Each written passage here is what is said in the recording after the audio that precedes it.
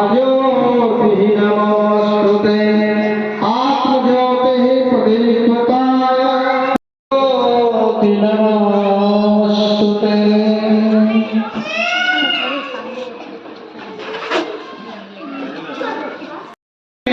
और क्षेत्र का विकास होगा और आगे बाद ये 1 लाख वोट से जीतेंगे। कुछ नयापन दिखता है तो मन प्रफुल्लित हो जाता है कि हमारा क्षेत्र आगे बढ़ रहा है, कुछ कुछ नई चीजें आ रही है और इस दिशा में हम लगातार आगे बढ़ रहे हैं। और मेरा पूरा प्रयास रहता है कि ऐसे किसी पल का अगर मुझे मौका मिलता है तो मैं वहां जाने का जरूर प्रयास करता हूँ, उस पल में भागीदार बनने का जरूर प्रयास करता हूँ। तो बचपन में प्ले स्कूल उसी कड़ी में एक बहुत ही अच्छा कदम है और जिस जगह पर ये हो रहा है मुझे दिख रहा है कि यहाँ पर जो हमारे अभिभावकगण हैं, बच्चे हैं और जो जिस तरह से संचालक महोदय ने बताया तो काफी सारी चीजें यहाँ पर यूनिक होने वाली है। बचपन प्ले स्कूल में क्या होता है, हम समझते हैं कि ये प्ले स्कूल है, यहाँ पर खेल कूद हो रहा होगा और यहाँ पर थोड़ी बहुत शिक्षा हो रही होगी, लेकिन होता यह है कि जो बचपन में जो अर्ली स्टेज होता है किसी भी बच्चे का, उसी में खेल खेल में ही हमारे और आपके बीच में केवल अक्षरों का आदान प्रदान नहीं होता है, यहीं पर व्यक्तित्व का निर्माण होता है, यहीं पर अनुशासन सिखाई जाती है, यहीं पर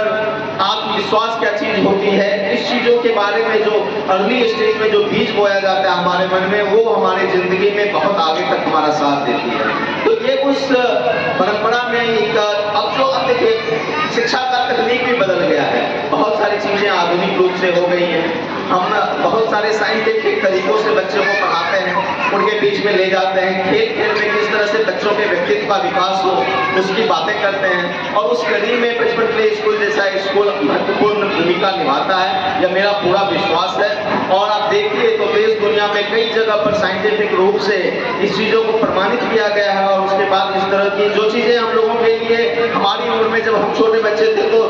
खास करके सुदूर इलाकों में तो इसकी चर्चा तक भी नहीं थी कि बचपन में भी कोई प्ले स्कूल होता है। मैं खुद अपनी शिक्षा फॉर्मल शिक्षा बोलूँ तो मैं 5th क्लास में स्कूल में गया था, 4th क्लास तक घर ही में लगभग पढ़ाई होती थी, कभी कभार स्कूल जाता था और हमारे जैसे जो हमारे उम्र के बहुत सारे साथी हैं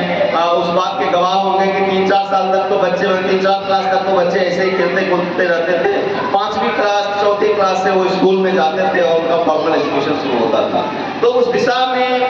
अब बहुत कुछ बदल रहा है।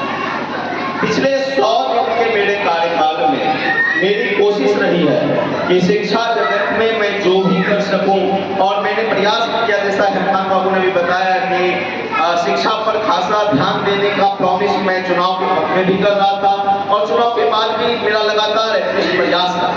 देखिए होता क्या है